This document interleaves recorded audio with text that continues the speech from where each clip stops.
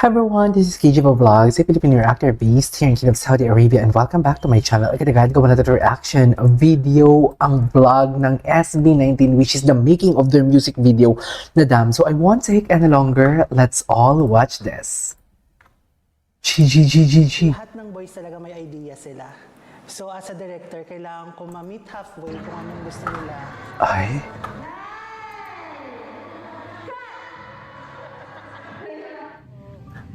Let's go. Ready na? ganun ba talaga dapat, ma'am? Let's go.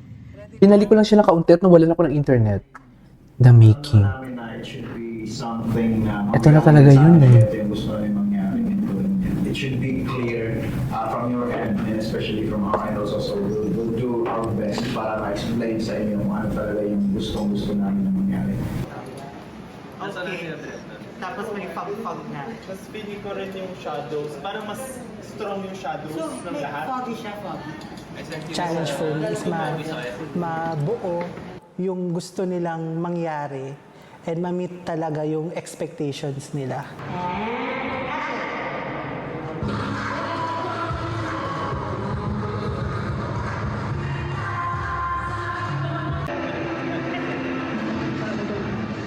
So during naman siya shoot, kahit 2 days siya, Siya yung director, right? Tama ba? marami talagang scenes na kailangan i-shoot and also maraming palit ng damit, lalo na yung kay Stel. Dear, curious talaga ako Kasi kung magkano nagastos dual nila. personality siya eh. Wait lang, marami nagko-comment sa akin, nagawa ko daw yung reaction video, yung bench nila, kasi marami daw pa-abs doon. Ako, curious tuloy ako. Parang gusto ko tuloy gawa ng reaction video. Ay, syempre, tapusin muna natin yung ads. Talaga sa amin kasi gusto namin i-risk, i-sacrifice yung mga activities namin this ones. One more, dikit nyo na yung music. Ganoon naman kami every era, every... Gwapo talaga ni Josh. Pag nagsasalita talaga si Josh talaga. Ewan ko ba? Wait lang, may tinatapos lang ako, guys. Pero for this one, siguro matindi yung paniniwala namin about it. And personally ako,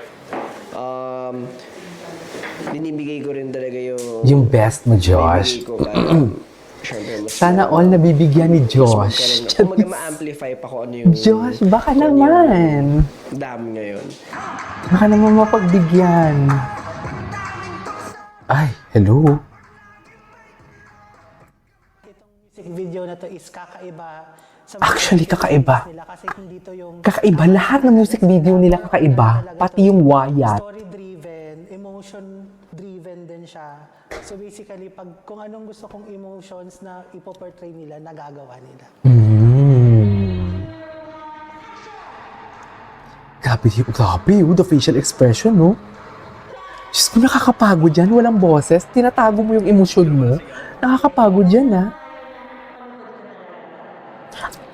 Ganon? Hoy! Hindi siguro. Nakakapagod yan, dear. Lahat ng kailangan connect Gwapo. sa possibilities Charis. namin. Hindi ako makapag-focus sa mga gwapo. Ginawa siya with a reason. Ganda pa ng English niya, with a reason. Mga Bisaya talaga, ang galing mag-English. Totoo lang. Ganda pa ng diction. Napapatingin ako sa camera. Ay, kayo mag-away, huwag niyo akong pag-awayan, be. Pagbibigyan ko kayo isa-isa, kaya ko yan. Ang landi! Kaya ko yan. Era talaga, Lahat kayo. sa simula at wakas, mas very collaborative sila kasi talagang gusto nila pagandahin yung era na to. Pero ang ganda naman kasi talaga. Anong gamit ng editor? Parang bongga naman. Siguro ako rather than nakapunay sa character na power, B-roll talaga na wala kami. So, what if... B-roll. Para mahaba kasi yung shot. Diba na atras. Focus lang ng pro na...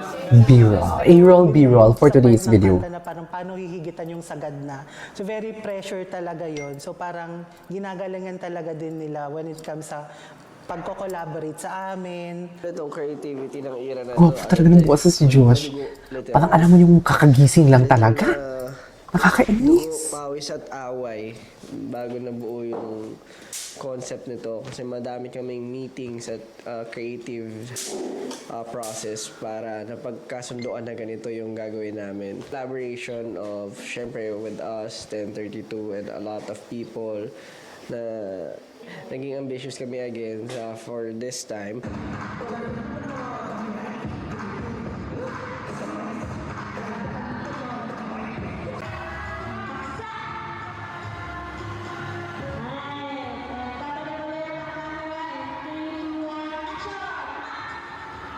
Oh, pagod siya na. Tinatago mo yung emosyon mo na walang ano.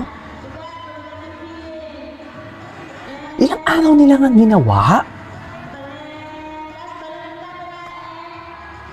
Pero bakit hindi sila pwede magsalita? Kasi nagsasalita din naman sa background.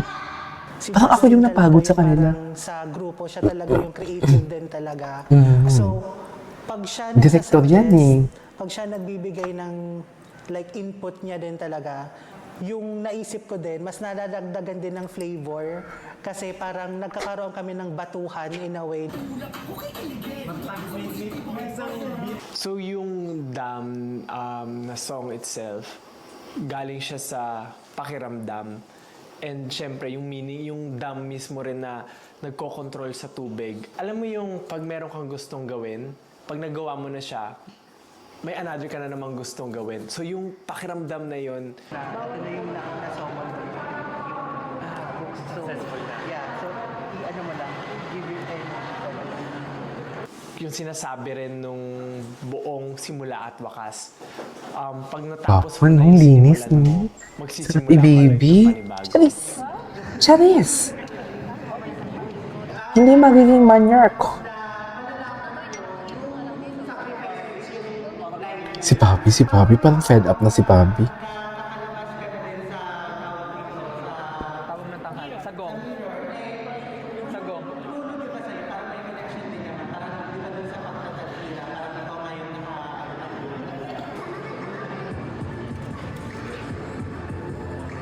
Kasi parang ang tagal na rin namin ulit nag-aral ng bagong choreography since Gento and Crimson and everything. Comeback siya. So parang dapat pag handaan talaga yung magiging choreography ng mismong song.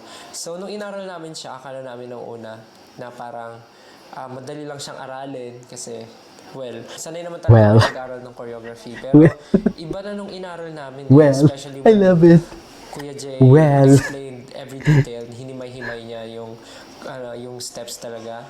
Personally for me, naging challenging siya. Personally for me. Challenging ba? Actually. Pa-challenging nga.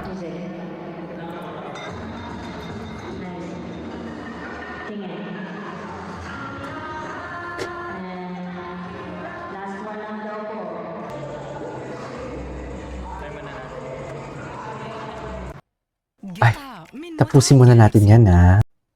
Ay, ano nangyari? Okay na. Ayan na.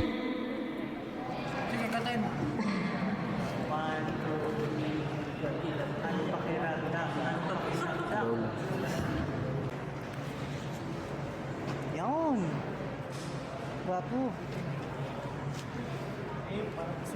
Originally, yung parang concept or yung inspiration dito is a real dam, something like a reservoir kung saan mo niipon yung tubig para may energy ka, meron kang resource pagdating kapag nawala ng kuryente or anything.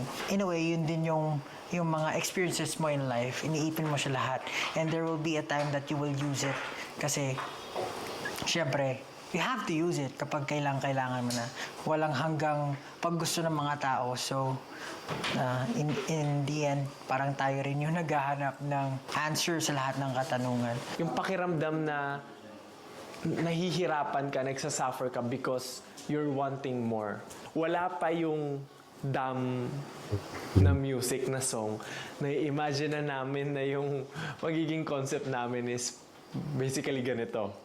So, actually, nauna pa yung concept bago yung kanta. Kakaiba yung setup namin ngayon. Sabi, no? Eh, syempre, kailangan talaga nila i-incorporate, eh. lagi namin ginagawa yung best namin. Kasi ang hirap nun, kaya ba? Kung itong i-execute natin, kaya ba ng wardrobe? Kaya ba ng settings? Ang hirap, ang ganda kasi talaga.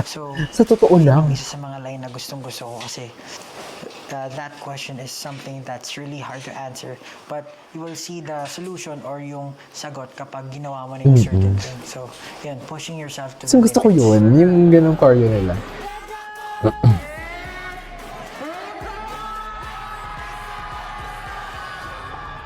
Ilang araw nilang ginawa, I just wanna know. I just wanna know what love is, ganon.